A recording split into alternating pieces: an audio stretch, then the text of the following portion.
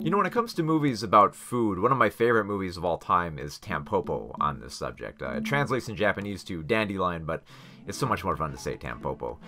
This is a film that it manages to be sweet and hilarious and surreal and bizarre and romantic all at the same time. It was directed by Juzo Itami, who would go on to direct other great little quirky films like A Taxing Woman and Supermarket Woman.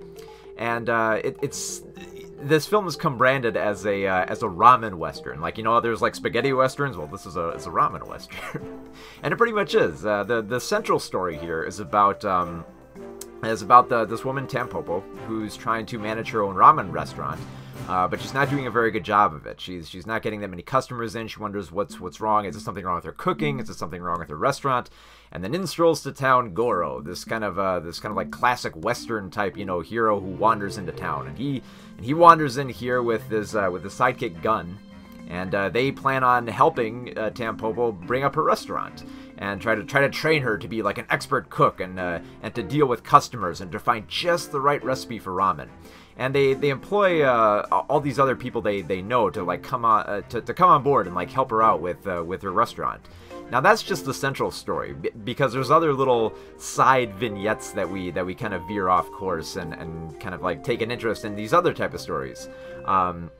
One other story that we follow is this couple who really loves food to an absurd degree that they start having these sex scenes that involve food in some way, shape, or form. A lot of people know this film notably for the one scene where they have sex with an egg that they pass in and out of each other's mouths.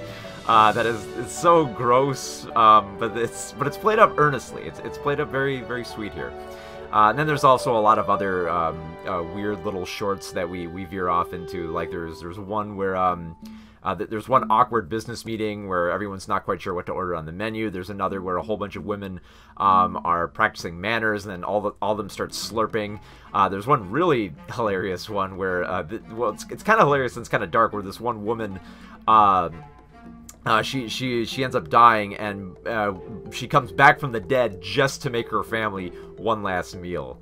And then there's other weirder shorts, like there's one where this little old woman wanders around the supermarket, starts like poking everything, and the store manager is trying to get her out of there. And there's a great little tribute to Charlie Chaplin, where this hobo sneaks into a kitchen and makes this kid an omelet. And this film, like, it's got a lot of great scenes of, you know, like food. There's a lot of great talking about food too. Like one of the great opening scenes here is that there's a master of eating ramen who's teaching a student, like, you know, how you properly eat ramen, how you have to savor it, the very technique of eating. It's so bizarre, it's so weird, but it's such a sweet film, and it just, every time I watch it, I just smile at both its cheerful nature, its kind of like upbeat attitude, and also its kind of like weirdness that it's very earnest about it. It never feels like it's trying too hard to wink at the camera here.